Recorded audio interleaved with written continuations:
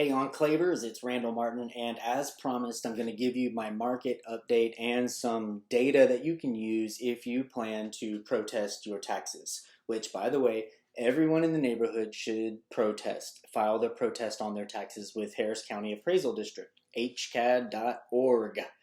If everyone does it, everyone will have a better chance of getting successful protests lowering of their tax value.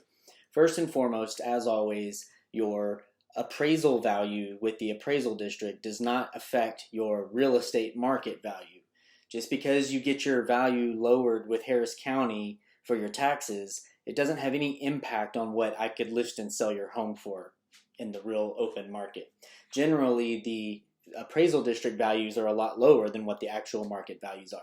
And when you get those notice of values in your mailbox, they give you two different numbers. One is the appraisal value and one is a market value.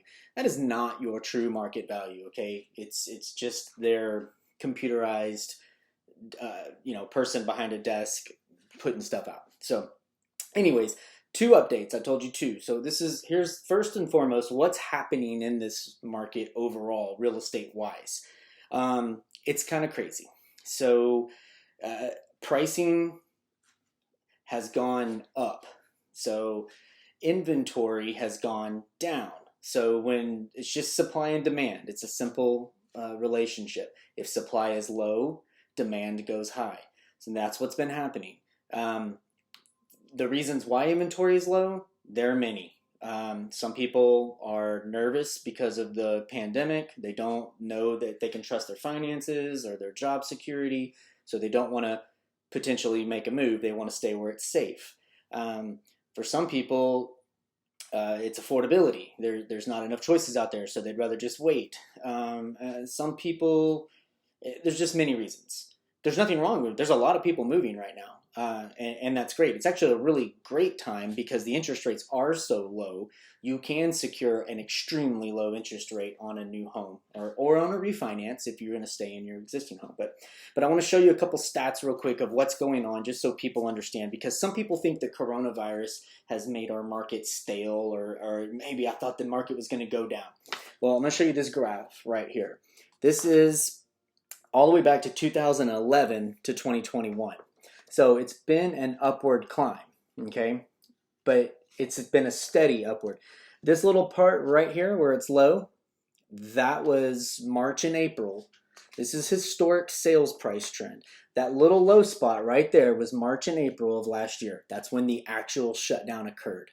I personally felt that dip in business between March and April.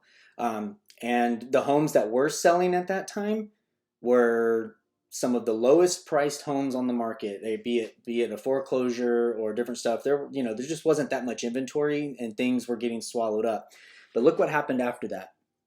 Boom, as soon as confidence kicked back up a little bit, it just started rising. And right now, they've never been higher. So, is it a good time to sell? Absolutely. Is it a good time to buy? Yes, it still is. Is there an available home where you're looking to move? That's a great question. But we all love it here in the Enclave, so that's good. So let's talk about our market here. Oh, one more thing I want to bring up. New construction. That's, a lot of people would buy new construction, but the price of new homes has gone extremely high. And I pulled this article from March 20th. Lumber prices are up a staggering 188%. Okay, so what that means in layman's terms is the average single family home right now, a new one, if you were to go build right now, they're having to add at least $24,000 to the typical price tag of a new home. Because the lumber costs have risen, that translates into what the builders have to pay. I mean, our homes are mostly wood. Yes, we have brick and stone and stucco on the outside, but they're wood homes. So if that goes up, then they have to pass that on. So that's why new construction pricing is out of control. It's literally out of control in some cases. So how does that all translate to us, and what can you use for your protest this year? I will tell you up front, expect every single one of you in the mail to have an increased value this year. If you have your homestead exemption on your house, which everyone should have a homestead in place if this is where you live as your primary residence, they're allowed to raise your tax value up to 10% plus improvements every year. What that means is they can go up $10,000 in value, but if you added a pool, they could go up 10,000. I'm sorry, they could go up 10% plus some extra for your improvements that you made. So anyways, as a general rule of thumb, they can go up 10% every year. So most of you probably saw an increase of 10% just like I did.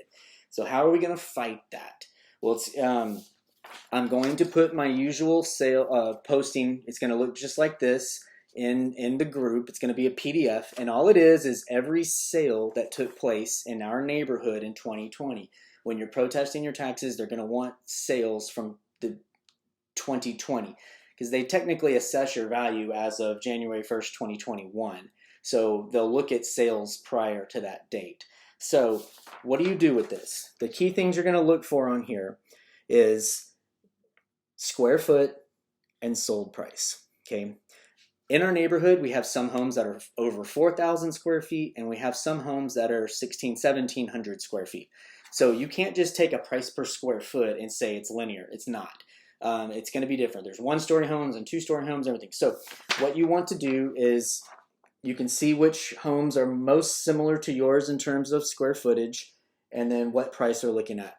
Now, and because when you go into Harris County, hcad.org, you'll go up to online services and you'll do I file protest, and you can submit a protest that way. They're going to ask you for what you think your home is worth. Put a low number in there. I mean, look at this chart. This is what they have. They're going to have the same data, but this is going to give you an idea of what you're looking at. There were no foreclosures in our neighborhood. There were no super low sales. They ranged from $273,000 up to $385,000. And I'll be honest with you, now in 2021, they're higher. So they're already higher. So good if you're looking to sell, but for protest standpoints, looking, you want to see what's right in there. Here's the extra tip that I'd give you. Our homes are now 6 years old, roughly. Some of us are 5. If you come through my house, yeah, it's clean, but I've got some stains in my carpet. There's some chips in my wall. If you go around my house, there's some spots that probably could be touched up and this kind of stuff. I put all of that data in my protest. I take pictures of it, literally, like where my dog has messed up the carpet. I go and I snap a photo of it and I upload that to my protest. Anywhere where my paint's chipped or anything like that, if something's broken in your house, I don't know. If my grass, I don't know, my fence is deteriorating, I take pictures of anything because I'm trying to make a case to get my taxable value down as low as possible. So I will put whatever I can in there. And what will happen is you'll suggest a value and they may give it to you.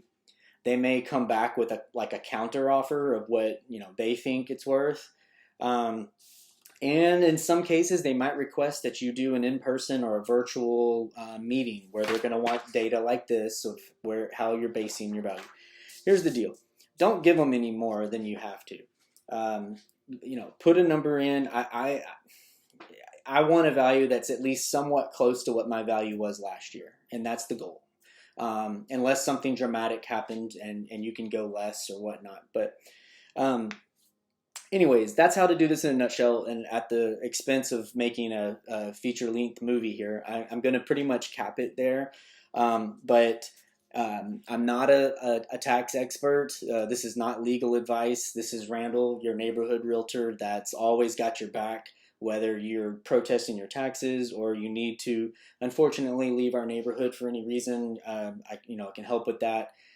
Or if you know anyone that wants to move into our neighborhood. So, you'll see me at the park a lot. I love it here, and I want to help everybody as much as I possibly can here. So, I hope this information does help, and we can all do successful protests.